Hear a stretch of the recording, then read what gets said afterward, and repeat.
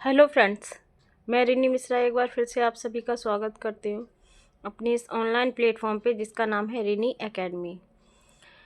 तो फ्रेंड्स, आज हम जो सीटेट का सीडीपी का प्रीवियस ईयर देखेंगे वो होगा आपका 20 सितंबर 2015 का सीटेट, जो हम देखेंगे पेपर 2 के लिए, जो होता है 6 to 8 के लिए। तो चलिए सीडीपी का हम जो 30 क्वेश्चन है वो देखते हैं कि 20 सितंबर 15 के पेपर में किस प्रकार के प्रश्न पूछे गए थे।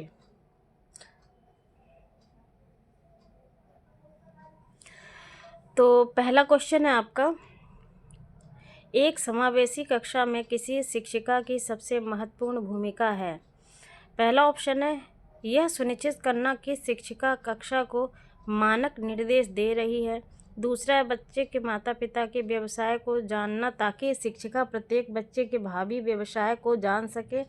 या फिर तीसरा, सुनिश्चित करना कि प्रत्येक बच्चे को अपनी संभावना को प्राप्त करने का अवसर मिले। चौथा, कक्षा के लिए ऐसी योजना बनाना कि प्रत्येक बच्चा समान गति से आगे बढ़े। तो 4 ऑप्शन में जो आपका आंसर होगा वो तीसरा होगा कि सुनिश्चित करना कि प्रत्येक बच्चे को अपनी संभावना को प्राप्त करने का अवसर मिले। अगला क्वेश्चन देखते हैं। दूसरा क्वेश्चन है आपका, अपनी कक्षा के बच्चों को उनकी अपनी अवधारणाओं को बदलने में आप किस प्रकार सहायता करेंगे। 4 ऑप्शन में पहला है, बच्चों को सूचनाएं लिखाकर उन्हें याद करने को कहकर। दूसरा, यदि बच्चों की अवधारणाएं गलत हों तो उन्हें दंड देकर। या फिर तीसरा, तथ्यात्मक जानकारी देकर। या फिर चौथा, अवधारणाओं के बारे में बच्चों को अपनी समझ को व्यक्त करने का अवसर देना।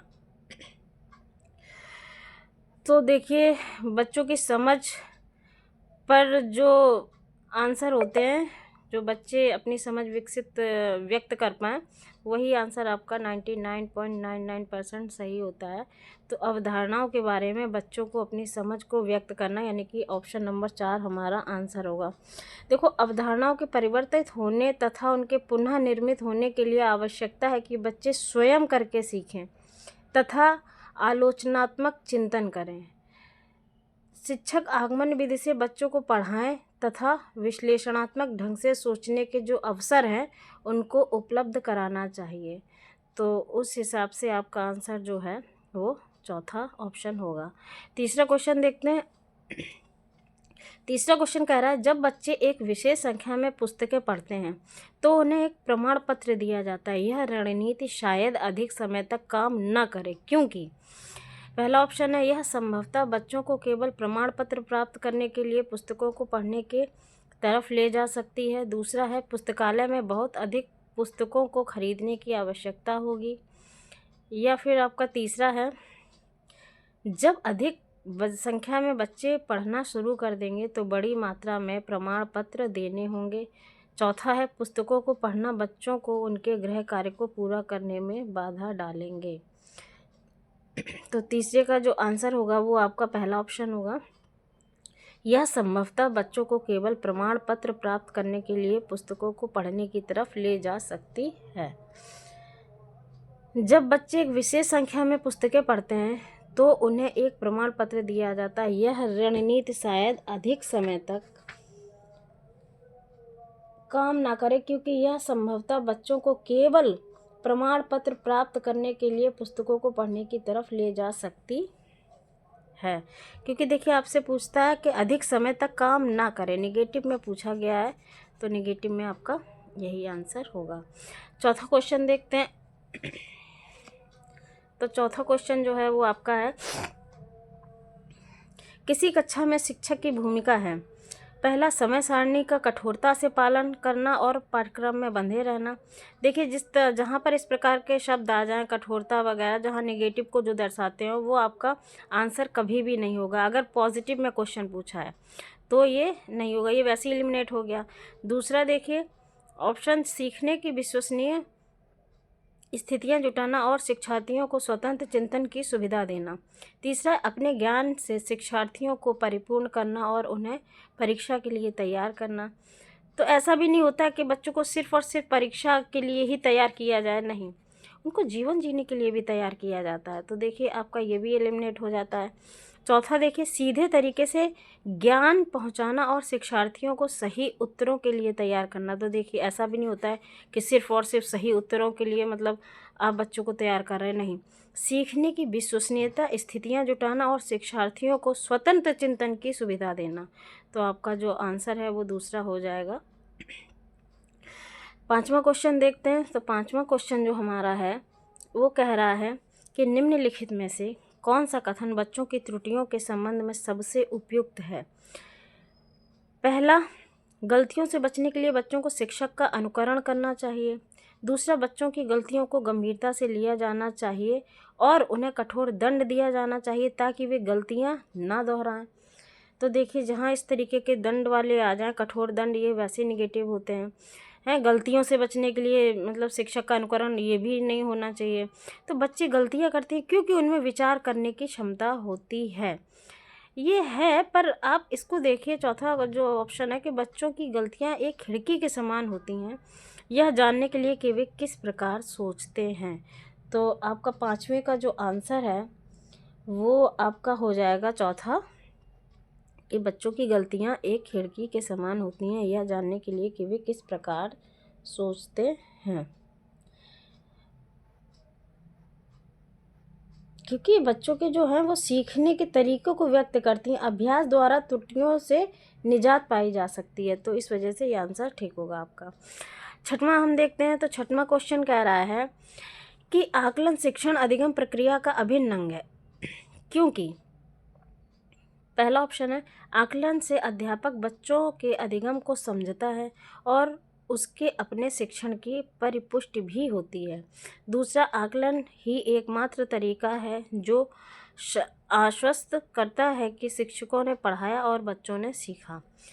तीसरा है, आज के समय में केवल अंक ही शिक्षा में महत्वपूर्ण है। तो देखिए जहाँ इस प्रकार का आ जाए केवल अंक वगैरह, तो ये भी आपका निगेटिव में होता है।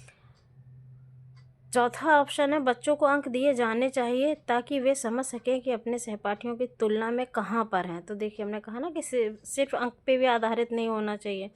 तो ऑप्शन पहला है आपका, ये सही होगा कि आकलन से अध्यापक बच्चों के अधिगम को समझता है, भाई बच्चे ने क्या सीखा, कितना सीखा, और उनके अपने शिक्षण की परिपुष्टि भी होती है। तो अब अगला क्वेश्चन देखते हैं। सातवां क्वेश्चन कह रहा है कि पाठ्यचर्या ऐसी हो जो पाठ्य पुस्तक के ज्ञान को पुनः प्रस्तुत करने के स्थान पर बच्चों को अपनी आवाज़ें पाने, कार्य करने के लिए अपनी जिज्ञासा का पोषण करने, प्रश्न पूछने और जांच पड़ताल करने तथा अपने अनुभवों को बांटने तथा विद्यालय के ज्ञान के साथ जोड़ने में सक्षम बनाए। राष्ट्रीय पाठ्यचर्या की रूपरेखा 2005, पृष्ठ 13। इस पृष्ठभूमि में एक शिक्षक की प्राथमिक भूमिका क्या होनी चाहिए। तो पहला ऑप्शन है आपका, बच्चों को उनकी अपनी समझ और अपने ज्ञान को साझा करने के पर्याप्त अवसर देना, बच्चों के अनुभवों को निरस्त कर पाठ्य पुस्तकों पर ध्यान केंद्रित करना।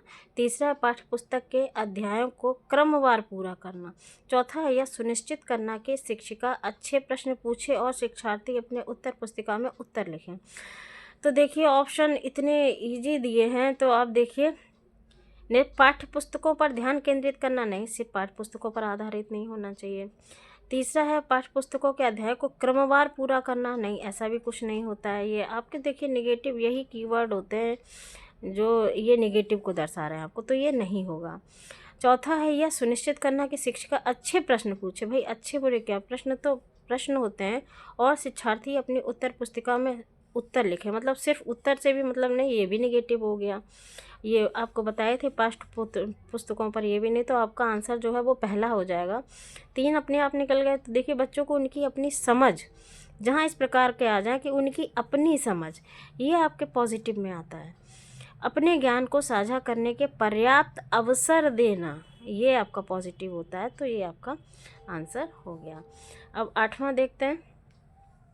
8वां क्वेश्चन हमारा कह रहा है कि बच्चों को अपने अध्ययन में प्रयास करने हेतु तो प्रोत्साहित करने के लिए शिक्षकों को डैश की आवश्यकता होती है। पहला, बच्चे को नियंत्रण में रखने। दूसरा, अन्य बच्चों के साथ तुलना करने। तीसरा, बच्चे को प्रेरित करने। या फिर चौथा, बच्चे को डांटने।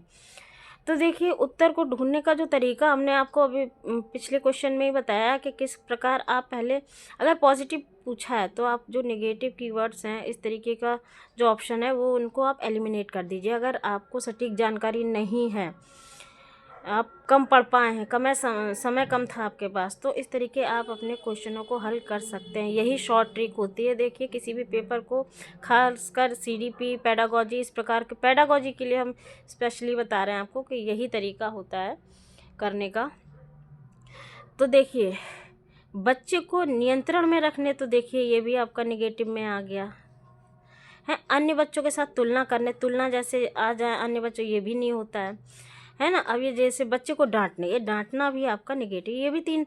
बच्चा कौन, बच्चे को प्रेरित करने, तो आपका आंसर जो होगा वो सीधे से तीसरा होगा कि बच्चे को प्रेरित करना चाहिए। बच्चा खुद से मोटिवेट हो, बच्चा खुद से सीखे, खुद से पढ़ने के लिए बैठे, खुद से चीज़ों को समझे, है ना। तो ये चीज़ होती है। नवा क्वेश्चन देखते हैं कि भावनाओं, अधिगम और अभिप्रेरणा के संदर्भ में निम्नलिखित में से किस कथन से आप सहमत हैं। अभिप्रेरणा के संदर्भ में पूछा गया आपसे। 4 ऑप्शन है, जिसमें पहला है सीखने के लिए भावनाओं को अलग रख देना चाहिए। दूसरा, प्रेरणा और सीखने के साथ भावनाएं घनिष्ठ रूप से जुड़ी हैं। तीसरा, सीखने के लिए अभिप्रेरित करने में भावनाओं की कोई भूमिका नहीं होती। और चौथा है कुछ नया सीखने इस बात पर निर्भर करता है कि उसमें हम कितने निपुण हैं। तो देखिए सेम वही प्रोसेस है इसमें भी। देखिए कि भावना को अलग रखने, भाई निगेटिव है ना। ये वाला देखिए सीखने के लिए अभिप्रेरित करने भावनाओं की कोई भूमिका नहीं होती, भाई होती है, बिल्कुल होती है, ये भी निगेटिव है आपका। अगला देखिए आपके कुछ नया सीखना इस पर निर्भर करता है कि उसमें हम कितने निपुण हैं, ये भी नहीं है भाई, ये निपुण क्या होता है ना।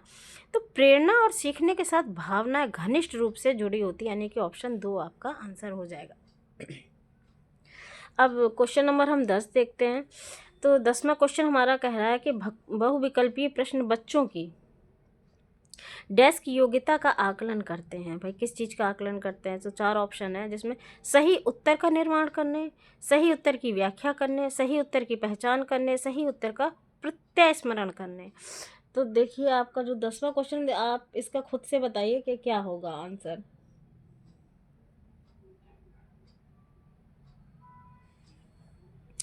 तो देखिए निर्माण नहीं करता है बच्चा बहुविकल्पीय प्रश्न में, योग्यता का आकलन की बात हो रही है यहाँ पे। व्याख्या भी नहीं करता है, बहुविकल्पीय प्रश्न है। प्रत्यय स्मरण भी नहीं करता है भाई, कि व्याख्यात्मक है तो उसमें याद कर रहा हो कि हाँ ऐसा था वैसा था, ऐसे पूरी स्टोरी। सही उत्तर की पहचान करता है उसमें मात्र, बहुविकल्पी में यही मेन है, तो ऑप्शन नंबर 3 हो जाएगा। 11 नंबर क्वेश्चन जो हमारा वो कह रहा है कि समाजीकरण की प्रक्रिया में शामिल नहीं है। ये आपसे यहाँ पे निगेटिव पूछा गया है कि पहला है मूल्यों और विश्वासों का अर्जन, दूसरा है आनुवांशिक संचरण, तीसरा है संस्कृति की रीतियों और मानदंडों को सीखना, चौथा है कौशलों का अर्जन। तो देखिए ये भी मूल्य और विश्वासों का अर्जन होता है। संस्कृत रीतियों और मानदंडों को सीखना बिल्कुल सीखता है, समाजीकरण की बात हो रही है तो ये तो इसमें है ही समाहित।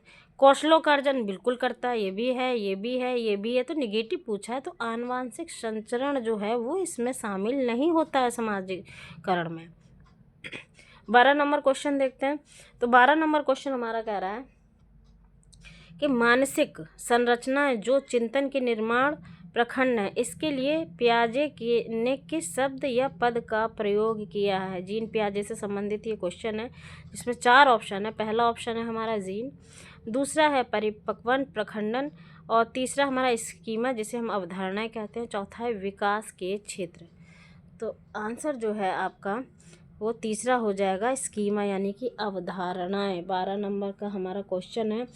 देखो स्कीमा से तात्पर्य ऐसी मानसिक संरचना है जो व्यक्ति विशेष के मस्तिष्क में सूचनाओं को संगठित तथा व्याख्यायित करने हेतु विद्यमान होती है, इसलिए हमारा स्कीमा है। बाकी स्कीमा का आप जो टॉपिक है वो पढ़ के जाइएगा, स्कीमा भी क्वेश्चन में पूछा जाता है, अवधारणाएं जो मतलब होता है। चलिए अब अगला क्वेश्चन देखते हैं। तो अगला क्वेश्चन 13वां नंबर क्या कह रहा है, ये वाइगोत्स्की से संबंधित क्वेश्चन है कि वाइगोत्स्की के अनुसार बच्चे स्वयं से क्यों बोलते हैं। तो पहला ऑप्शन है बच्चे अपने प्रति वयस्कों का ध्यान आकर्षित करने के लिए बोलते हैं। दूसरा है बच्चे स्वभाव से बहुत बातूनी होते हैं। या फिर तीसरा है बच्चे अहम केंद्रित होते हैं। या फिर चौथा है बच्चे अपने कार्य को दिशा देने के लिए बोलते हैं। तो आपका 13 नंबर का जो आंसर है वो चौथा ऑप्शन सही हो जाएगा कि बच्चे अपने कार्य को दिशा देने के लिए जो है वो बोलते हैं। देखो, वाइगोत्स्की के अनुसार बच्चे स्वयं से अपने कार्य को दिशा देने के लिए बोलते हैं। वाइगोत्स्की के अनुसार बच्चे भाषा का उपयोग केवल संचार के लिए ही नहीं बल्कि मतलब संचार के लिए ही नहीं करते, बल्कि वे उसका उपयोग अपने व्यवहार से नियोजित एवं निर्देशित करने के लिए भी करते हैं। तो इस वजह से बच्चे अपने कार्य को दिशा देने के लिए करते हैं। इसका सही आंसर हो जाएगा। 14 नंबर क्वेश्चन देखें। तो क्वेश्चन कह रहा है कि अधिगम अशक्तता वाले, यानी कि यहाँ डिसेबिलिटी की बात हो रही है। तो पहला ऑप्शन है कि बच्चों को एक समान दिखाई देने वाले अक्षरों और वर्णों में भ्रम होता है। दूसरा, बच्चे दृश्य शब्द साइड वर्ड्स को आसानी से पहचानते और समझते हैं। तीसरा, बच्चों को मानसिक विकास मंद होता है। चौथा, बच्चे निम्न बुद्धि लब्धि वाले होते हैं। तो 14 नंबर का जो आंसर होगा वो आपका पहला ऑप्शन होगा कि बच्चों को एक समान दिखाई देने वाले अक्षरों और वर्णों में भ्रम होता है। देखिए, अधिगम अशक्तता की बात की जाए तो बुद्धि या प्रेरणा से संबंधित समस्या नहीं है।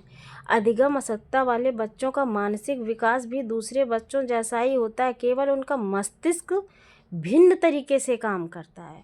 सूचनाओं को ग्रहण एवं एकत्रित करने का तरीका उनका जो है वो भिन्न होता है। इसलिए आपका जो आंसर है वो पहला ऑप्शन हो जाएगा। अब 15 नंबर क्वेश्चन देखते हैं। तो 15 नंबर क्वेश्चन है हमारा सृजनात्मकता से संबंधित कि सृजनात्मकता क्या है। तो 4 ऑप्शन में पहला है बुद्धि का एक प्रकार है जो उन कौशलों से संबंधित है जो संचित किए गए ज्ञान और अनुभव पर निर्भर होते हैं। दूसरा ऑप्शन है बुद्धि का एक प्रकार है जो संसाधन की गति को शामिल करते हुए सूचना प्रक्रमण कौशलों पर अत्यधिक निर्भर होता है। तीसरा, समस्याओं के मौलिक और अपसारी समाधानों को पहचानने अथवा तैयार करने की योग्यता। देखिए, हमने कल आपको बताया था अपसारी और अभिसारी, है ना। तो और चौथा है आपका सृजनात्मकता 200 से ऊपर की बुद्धि लब्धि से सर्वाधिक बेहतर ढंग से परिभाषित होती है। तो ऐसा कुछ भी नहीं है 200 से ऊपर वाला, ये तो पहले ही निगेटिव में हो गया।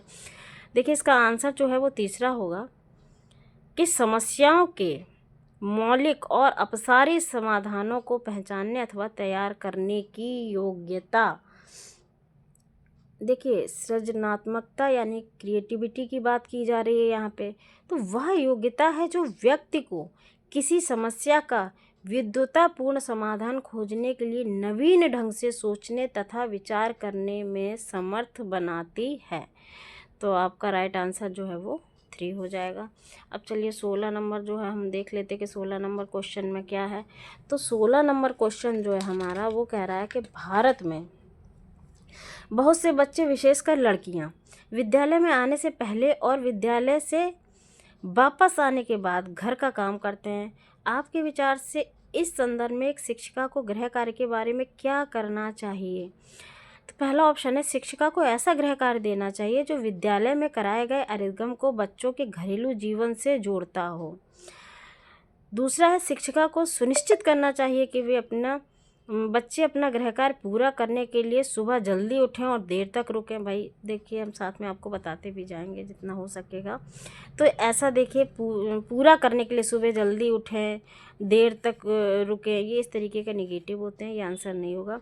बच्चों के माता पिता से उनके गृह कार्य को पूरा कराने के लिए ट्यूशन लगवाने के लिए कहना, देखिए ये भी निगेटिव है उन बच्चों को कठोर दंड देना चाहिए। अभी हमने पहले बताया ना, तो कठोर, देखिए एक मिलते जुलते कितने क्वेश्चन हैं, इन कीवर्ड से ही आपको ये नेगेटिव कीवर्ड्स में आते हैं। चाहिए अपना गृह कार्य पूरा नहीं करते हैं, तो ये तीनों एलिमिनेट हो गए। आपका बचता है चौथा कि शिक्षिका को ऐसा गृह कार्य देना चाहिए जो विद्यालय में कराए गए अधिगम को बच्चों का जो घरेलू काम है या जो उनके जीवन से जुड़ा है वो उससे जुड़ेंगे तो वो बेहतर ढंग से सीखेंगे और चीज़ों को करेंगे।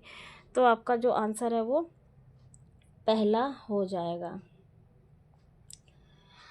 क्योंकि चलिए अब 17 नंबर देखते हैं। तो 17 नंबर हमारा क्वेश्चन है, वो क्या कह रहा है। तो 17 नंबर क्वेश्चन हमारा कह रहा है, एक प्रभावी कक्षा में, पहला ऑप्शन, बच्चे अपने अधिगम को सुगम बनाने के लिए मार्गदर्शन एवं सहयोग हेतु शिक्षक से सहायता लेते हैं। दूसरा, बच्चे हमेशा उत्सुक और तैयार रहते हैं क्योंकि शिक्षक उनकी प्रत्यास्मरण योग्यता का आकलन करने के लिए नियमित रूप से परीक्षा लेता रहता है। तो देखिए ऐसा कुछ भी नहीं होता, नियमित रूप से परीक्षा नहीं लेता रहता, ये नेगेटिव हो गया। तीसरा ऑप्शन है आपका, बच्चे शिक्षक से डरते हैं क्योंकि वह मौखिक और शारीरिक दंड का प्रयोग करता है। ये भी नहीं है भाई, प्रभावी कक्षा की बात की जा रही है ना, तो ये भी आपका नेगेटिव हो गया। अभी दंड जैसे जहाँ पे आ जाए वो आपका नेगेटिव में ही होता है। चौथा, बच्चे शिक्षक का सम्मान नहीं करते हैं और जैसा उन्हें अच्छा लगता है वो वैसा करते हैं। तो ऐसा भी नहीं होता है शिक्षक का सम्मान नहीं करते, जैसा मन है वैसा करेंगे, ऐसा कुछ नहीं होता है। प्रभावी कक्षा में बच्चे अपने अधिगम को सुगम बनाने के लिए मार्गदर्शन एवं सहयोग हेतु शिक्षक की सहायता लेते हैं। हाँ बिल्कुल लेते हैं भाई, हम कोई भी अधिगम है उसे हम सरलता से सीखें, हमें नहीं समझ में आ रहे, हम अपने टीचर से सीखते हैं, समझते हैं, उनका सहयोग लेते हैं, है ना, वो हमारा मार्गदर्शन करते हैं। तो इसलिए आपका जो आंसर है वो पहला होगा। ठीक, अब नेक्स्ट क्वेश्चन देखते हैं। तो चलिए 18 नंबर क्वेश्चन हमारा, कि ज्ञान के एक बड़े असंबद्ध भाग को प्रस्तुत करना। पहला है ऑप्शन, अपने तरीके से जानकारी को व्यवस्थित करने में शिक्षार्थियों की सहायता करेगा। दूसरा है, शिक्षिका के कार्य को कठिन, शिक्षार्थियों के कार्य को आसान बनाएगा। देखिए हमने आपको पहले कठिन और आसान ये निगेटिव वर्ड्स हैं, है ना। और अपने तरीके से जानकारी को व्यवस्थित करने में शिक्षार्थियों की, तो ये ऐसा नहीं है, अपनी तरीके से, है ना, तो अपनी तरीके से ऐसा कुछ नहीं, ये निगेटिव है आपका। अब तीसरा ऑप्शन है, शिक्षार्थियों के लिए अवधारणात्मक समझ को प्राप्त करने को कठिन बनाएगा। तो चलिए इसको अभी रहने देते हैं। चौथा ऑप्शन देखते हैं, कि शिक्षार्थियों के लिए प्रत्यास्मरण को आसान बनाएगा। तो 18 नंबर जो है आपका, ये भी आपका एलिमिनेट होता है। प्रत्यास्मरण को आसान नहीं बनाया जा सकता। शिक्षार्थियों के लिए अवधारणात्मक समझ को, भाई जो समझ है प्राप्त करने को, मतलब जो है वो सोच रहा है उसको वो प्राप्त कर सके, इसलिए उसको जो काठिन्य स्तर होता है उस पर आधारित क्वेश्चन है आपका। ठीक है, तो आपका ऑप्शन जो है वो 3 सही हो जाएगा, क्योंकि ज्ञान के एक बड़े असंबद्ध भाग को प्रस्तुत करना शिक्षार्थियों के लिए अवधारणात्मक समझ को प्राप्त करने को कठिन बनाएगा। असंबंधित भाग का ज्ञान देने से जो है, मतलब जो उस भाग से संबंध नहीं रखता, सीधी बात यह है, ज्ञान देने से अवधारणा का विकास नहीं होता, बल्कि यह मस्तिष्क में उलझन पैदा करता है। अतः इसी वजह से जो है आपका ऑप्शन 3 सही होगा। ठीक है, अगला क्वेश्चन देखते हैं। अगला क्वेश्चन हमारा कह रहा है कि 19 नंबर, क्या बच्चे इसलिए भाषा अर्जित करते हैं क्योंकि उनमें आनुवांशिक रूप से ऐसा करने की पूर्व प्रवृत्ति होती है, या उनके माता पिता प्रारंभिक अवस्था से ही उन्हें गहन रूप से सिखाते हैं। यह प्रश्न आवश्यक रूप से दर्शाता है, भाई क्या दर्शाता है। पहला ऑप्शन है, क्या विकास एक सतत प्रक्रिया है या एक असतत प्रक्रिया है। दूसरा ऑप्शन है, भाषा के विकास पर संज्ञान का प्रभाव। तीसरा, प्रकृति और पोषण पर बहस। चौथा, बहुकारक योग्यता के रूप में विकास पर चर्चा। तो ऑप्शन आपका तीसरा आंसर जो है वो सही हो जाए, प्रकृति और पोषण पर बहस। 19 नंबर का तीसरा आंसर सही होगा।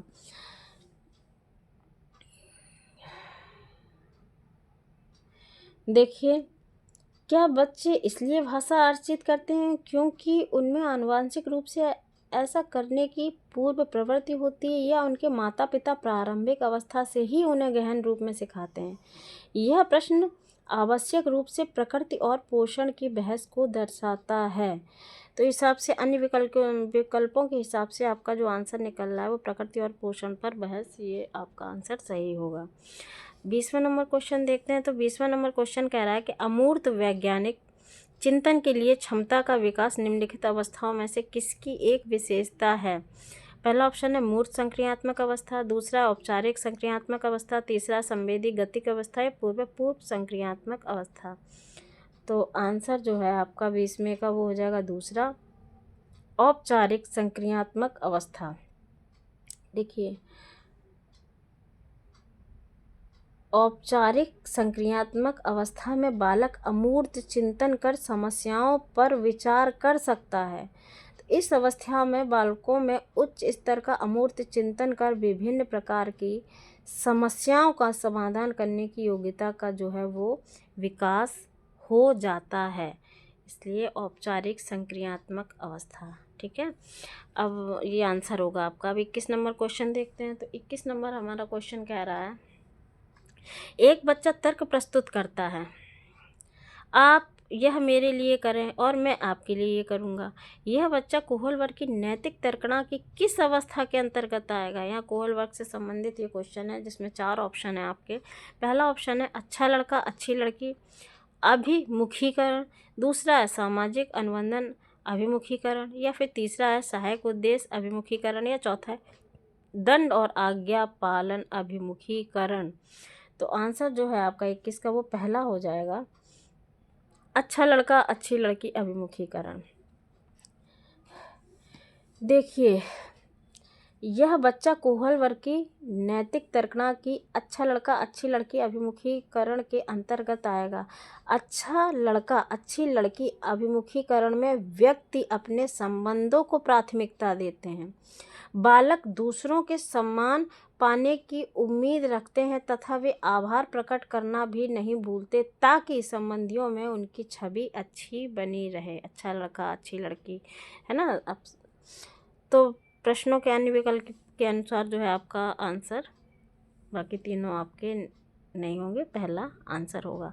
22 नंबर क्वेश्चन देखते हैं। तो 22 नंबर क्वेश्चन जो है वो क्या कह रहा है कि 22 नंबर क्वेश्चन प्रगतिवादी शिक्षा से संबंधित है कि प्रगतिवादी शिक्षा, पहला ऑप्शन है अनुबंधन और पुनर्बलन के सिद्धांतों पर आधारित है, दूसरा ऑप्शन है पाठ्य पुस्तकों पर आधारित है, क्योंकि वे ज्ञान के एकमात्र वैध स्रोत हैं, तीसरा इस मत पर विश्वास करती है कि शिक्षक को अपने उपागम में दृढ़ रहना है और वर्तमान समय में बिना दंड का प्रयोग किए बच्चों को पढ़ाया नहीं जा सकता, चौथा समस्या समाधान और आलोचनात्मक चिंतन पर अधिक बल देती है। तो आपका आंसर हो जाएगा चौथा, समस्या समाधान और आलोचनात्मक चिंतन पर अधिक बल देती है। 23 नंबर देखते हैं आपका। 23 नंबर क्वेश्चन है, विभिन्न मुद्दों और विमर्शों पर उनके लिए एक कारण प्रस्तुत करते हुए बच्चों को अपनी व्यक्तिगत राय को व्यक्त करने के लिए प्रोत्साहित करने वाले प्रश्न किसको बढ़ावा देते हैं। तो पहला है आपका ऑप्शन बच्चों का मानकीकृत आकलन, दूसरा है विश्लेषणात्मक और आलोचनात्मक चिंतन, तीसरा अभिसारी चिंतन, चौथा जानकारी का पुनः स्मरण। तो 23 नंबर का जो आपका आंसर हो जाएगा वो दूसरा ऑप्शन होगा, विश्लेषणात्मक और आलोचनात्मक चिंतन। विश्लेषणात्मक और आलोचनात्मक चिंतन में बालक किसी वस्तु घटना या तथ्य की सच्चाई को स्वीकार करने से पहले उसके गुण एवं दोष की परख करता है, परखने के बाद बालक सही गलत के संबंध में व्यक्तिगत राय बनाते हैं, इसलिए आपका विश्लेषणात्मक और आलोचनात्मक चिंतन आंसर होगा। चलिए अब 24 नंबर क्वेश्चन देखते हैं। तो 24 नंबर क्वेश्चन है कि निम्नलिखित में से कौन सा कथन विकास और अधिगम के बीच संबंध को सर्वश्रेष्ठ रूप से जोड़ता है। पहला ऑप्शन है विकास अधिगम से स्वतंत्र है, दूसरा अधिगम विकास से पीछे रहता है, तीसरा अधिगम और विकास समानार्थक परिभाषिक शब्द हैं, चौथा अधिगम और विकास एक जटिल तरीके से अंतः संबंधित हैं। तो आपका जो आंसर होगा वो चौथा हो जाएगा, अधिगम और विकास एक जटिल तरीके से अंतः संबंधित हैं। देखिए, विकास के साथ साथ बालक में परिपक्वता भी आ जाती है, परिपक्वता से अधिगम दृढ़ होकर निरंतर होता रहता है, अतः अधिगम और विकास जटिल तरीके से अंतः संबंधित होते हैं। ठीक है, तो आंसर आपका चौथा हो जाएगा। 25वां क्वेश्चन है, इनमें से कौन सा विकास एक सिद्धांत नहीं है। नहीं है पूछा है आपसे। पहला ऑप्शन है विकास संशोधन योग्य है होता है। दूसरा है विकास केवल संस्कृति से शासित और निर्धारित होता है। तीसरा है विकास जीवन पर्यंत होता है। चौथा विकास वंशानुक्रम और पर्यावरण दोनों से प्रभावित होता है। यहाँ निगेटिव पूछा गया है आपसे, इस बात का ध्यान रखिएगा। तो आंसर जो है आपका वो दूसरा हो जाएगा, विकास केवल। देखिए हमने कहा ना जहाँ इस तरीके का आ जाए केवल संस्कृति, भाई केवल नहीं होता है, बाकी देखिए संशोधनीय होता है विकास, जीवन पर्यंत चलता है, बिल्कुल चलता है, वंशानुक्रम पर्यावरण दोनों से प्रभावित होता है, बिल्कुल होता है। तो आपका निगेटिव पूछा गया तो आंसर आपका यही होगा। देखिए इसी तरीके आप इजीली पेडागोजी के क्वेश्चन कर सकते हैं। ठीक है, चलिए 25 नंबर हो गया आपका। अब हम 26 नंबर क्वेश्चन देखते हैं। 26 नंबर क्वेश्चन हमारा जो है वो क्या कह रहा है। तो 26 नंबर क्वेश्चन हमारा कह रहा है कि बाल केंद्रित कक्षा की एक प्रमुख विशेषता है कि उनमें पहला ऑप्शन है शिक्षक की भूमिका ज्ञान को सीखने के लिए उसे प्रस्तुत करना है और शिक्षार्थियों का मानक मापदंडों पर आकलन करना है। दूसरा शिक्षक के मार्गदर्शन से शिक्षार्थियों को अपनी स्वयं की समझ का निर्माण करने के लिए उत्तरदायी बनाया जाता है। या फिर तीसरा ऑप्शन है शिक्षक के द्वारा बल प्रयोग और मनोवैज्ञानिक नियंत्रण होता है जो अधिगम पथ और बच्चों के व्यवहार को निर्धारित करता है। चौथा ऑप्शन है आपका शिक्षक बच्चों के लिए व्यवहार के समरूप तरीकों को निर्धारित करता है और जब वे उसका पालन करते हैं तो उन्हें उपयुक्त पुरस्कार देता है। तो देखिए आप खुद से ये क्वेश्चन करिए। देखिए आपको जैसे हमने अभी आंसर निकालना सिखा दिया है कि मानदंडों का आकलन करता है ना, तो ऐसा नहीं होता है मानक मापदंडों का, है ना। शिक्षक द्वारा बल प्रयोग, ये भी आपका निगेटिव है। शिक्षक बच्चों के लिए व्यवहार, मतलब अभी हमने पुरस्कार कहा ना कि उपयुक्त पुरस्कार देता है, कि निर्धारित करता है कि जब उसका पालन करते हैं, मतलब उनका कहना मानेंगे जो वो कह रहे हैं, तो उपयुक्त पुरस्कार नहीं, ये भी नहीं होगा। शिक्षक के दूसरा ऑप्शन देखिए कि शिक्षक के मार्गदर्शन से शिक्षार्थियों को अपनी स्वयं की समझ का निर्माण करने के लिए उत्तरदायी बनाया जाता है। तो देखिए हमेशा हमने कहा कि जहाँ स्वयं की समझ पर आधारित ऑप्शन हो वही आपका राइट आंसर होगा। ठीक है, अब नेक्स्ट क्वेश्चन देखते हैं 27 नंबर। तो नेक्स्ट क्वेश्चन हमारा जो है वो बोल रहा है कि बुद्धि के बारे में निम्नलिखित में से कौन सा कथन सर्वाधिक उपयुक्त है। पॉजिटिव क्वेश्चन पूछा है। पहला ऑप्शन है आपका बुद्धि को केवल, देखिए आया ना, देखिए आप पढ़ते जाएंगे साथ साथ आपके आंसर निकलते जाएंगे, नहीं तो CDP के इतने लंबे लंबे क्वेश्चन होते हैं, 4 ऑप्शन ही पढ़ने में आपका टाइम का भी विशेष ध्यान रखना है उसमें। तो क्वेश्चन के जब ऑप्शन पढ़ें तो साथ ही साथ उसमें देखें पॉजिटिव पूछा है क्वेश्चन या निगेटिव पूछा है, तो उसको साथ जो एलिमिनेट हो रहा है उसे करते चलें, है ना। देखिए बुद्धि को केवल मानकीकृत बुद्धिलब्धि परीक्षणों के आयोजन के द्वारा विश्वसनीय रूप से निर्धारित किया जाता है। तो देखिए केवल की बात हुई है, निगेटिव है आपका ये। दूसरा बुद्धि मूलभूत रूप से स्नायु तंत्र संबंधी कार्य प्रणाली उदाहरणार्थ प्रकरणम के गति संवेदी विभेद हैं नहीं। तीसरा बुद्धि विद्यालय में अच्छा प्रदर्शन करने की योग्यता, कहाँ गया भाई आपका, बुद्धि विद्यालय में अच्छा प्रदर्शन करने की योग्यता है, भाई नहीं है कि सिर्फ विद्यालय में ही अच्छा प्रदर्शन करना है, बिल्कुल नहीं है। बुद्धि बहुआयामी है, बिल्कुल ये पॉजिटिव है ना, और इसमें कई पहलू निहित हैं, बिल्कुल है। तो आपका ऑप्शन 4 हो जाएगा। चलिए अब नेक्स्ट क्वेश्चन देख लेते हैं आपका। तो नेक्स्ट क्वेश्चन मतलब 28 नंबर। तो 28 नंबर क्वेश्चन हमारा बोल रहा है, ये आपका जेंडर पर आधारित है कि लिंग यानी कि जेंडर पक्षपात डैश की ओर संकेत करता है। पहला ऑप्शन है आपका आनुवांशिक विभिन्नताएं जो लड़कों और लड़कियों में मौजूद है। दूसरा स्त्रियोचित और पुरुषोचित विशेषताओं में सापेक्षिक रूप से स्वयं का बोध। तीसरा है अपने शरीर विज्ञान के कारण लड़कों और लड़कियों के बीच विभिन्नताओं की स्वीकृति। फिर चौथा है सांस्कृतिक अभिवृत्तियों के कारण अपेक्षाओं पर आधारित लड़कों और लड़कियों से भिन्न व्यवहार करना। देखिए यहाँ जेंडर पक्षपात की बात हो रही है, तो आप इसको आंसर जो है आपका, मैं बता दे रही हूँ, आंसर जो है आपका वो चौथा होगा, सांस्कृतिक अभिवृत्तियों के कारण अपेक्षाओं पर आधारित लड़कों और लड़कियों से भिन्न व्यवहार करना। तो आंसर जो है आपका वो चौथा ऑप्शन हो जाएगा। देखिए 28 नंबर के बारे में हम बताएं तो सांस्कृतिक अभिवृत्तियों के कारण अपेक्षाओं पर आधारित लड़कों और लड़कियों से भिन्न व्यवहार करना लिंग यानी कि जेंडर पक्षपात की ओर जो है वो संकेत करता है। तो ये ऑप्शन जो हमारा है वो आपका जेंडर पक्षपात की ओर संकेत कर रहा है, इसलिए यही ऑप्शन आंसर होगा आपका। 29 नंबर देखते हैं। 29 नंबर हमारा है बोल रहा है